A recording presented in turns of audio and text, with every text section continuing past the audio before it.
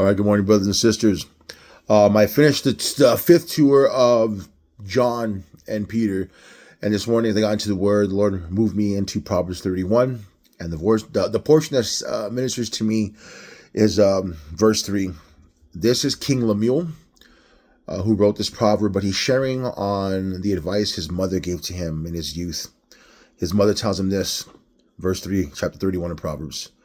Do not give your strength to women, nor your ways to that which destroys kings. And what she's saying here, she's telling him, do not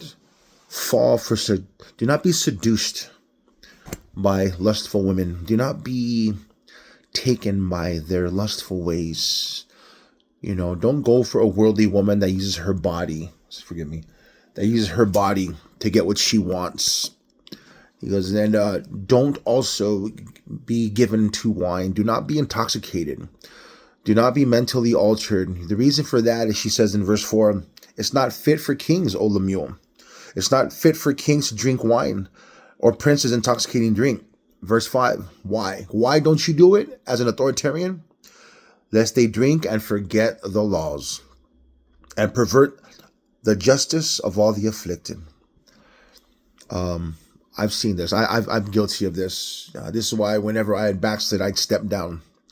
Because a person who is not leading by a godly example, a person who is intoxicated in any way should not be in authority. I once came to a church out here, and the pastor had a ministry called Bible on Tap. And I'm like, oh, you promote the sipping saints. They would go to a pizza place and drink beer and talk about God. And I'm like, a shepherd that drinks is going to have a flock that drinks. And not everyone can handle that. Though the shepherd could, the sheep can't, some of the sheep can't, and now you're setting a bad example, in my opinion. But she's saying here, as an authoritarian, do not do these things. Do not go after seductive women. Do not be seduced or enticed or intrigued by a woman who's sharp with words in a very seductive way that'll give you her body immediately. Because as a matter of fact, here's the type of woman you should look for. And she goes on and explains on verses 10 all the way through 22. The mother shares 11 characteristics of a woman that he should look for. Now, here's the thing. Many people make the mistake and say, well, she needs to be like this, and this. And if she ain't like this, she's not a woman of God. And that's a common mistake many people make. Just like women compare men to Jesus. You got to be more like Jesus. What's the biggest mistake a parent can do to a child? Is tell their child, you should be more like your brother or your sister. Ouch. That's not going to encourage somebody. That's going to discourage them. You're tearing them down. So when people compare their husband to Jesus, that's impossible. You are a fool. I was a fool trying to compare my ex-wife to the virtuous woman. You should be happy that she meets one or two of these things. You should be happy that he meets one or two of these things. No man is perfect, and no man will be like Jesus. It's to be Christ-like. No one will be Jesus. We can try to be like Jesus, but we can't be. She can try to be this virtuous woman, but she will not be all of these things. Remember, this was written in a time where women were women and men were men. It was almost common that women were like this. Get up early, provide for their servants and their kids, strong arms. They were physically fit because they were active all day. There was no excuse. All these different things they would do.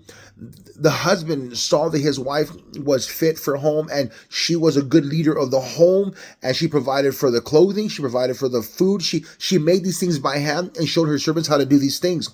Meanwhile, the man was a man. He got up and he went out into the field and he labored day in and day out. There was no excuse. Taught his sons how to labor faithfully, to love God and to labor. Men aren't men no more, nor are women women.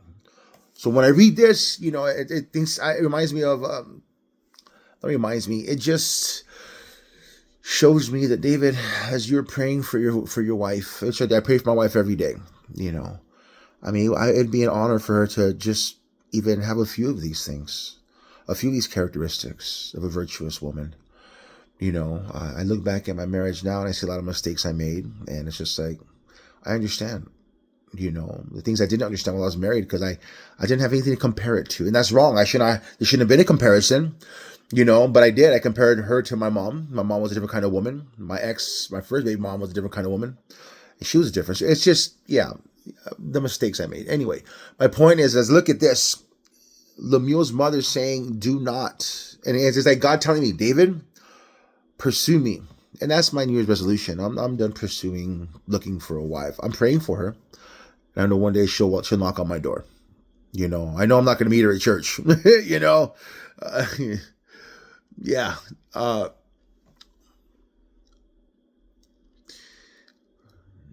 No longer pursue women and abstain from alcohol are the things this morning that God is reminding me.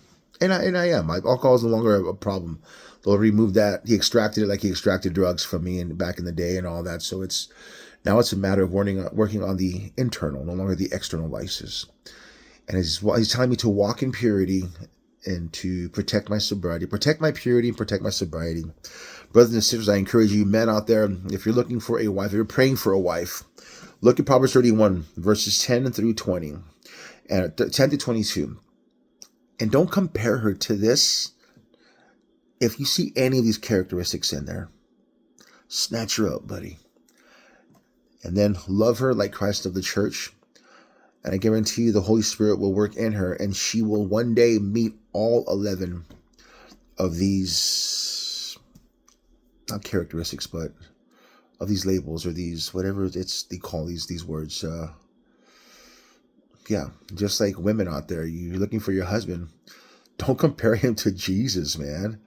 In that case, he's going to walk on water and turn all your water into wine. You know what I'm saying? It ain't going to happen. You know what I'm saying? So anyway, this is more of a nugget for me this morning as God's reminding me this weekend and just from here on out to remain steadfast in him, to remain sober, to not pursue women, to pursue him, and to just the reasons why we stay away from alcohol. The reasons why. You're going to screw things up. You're going to compromise your integrity. You're going to make decisions that should never have even... Sorry, I'm hungry. I got a breakfast burrito right here. I'm ready to eat. Brothers and sisters, much love to you. Peace be with you. May the joy of the Lord be your strength. I'm going to tear this up. Hey, choose wisdom over the world. God bless.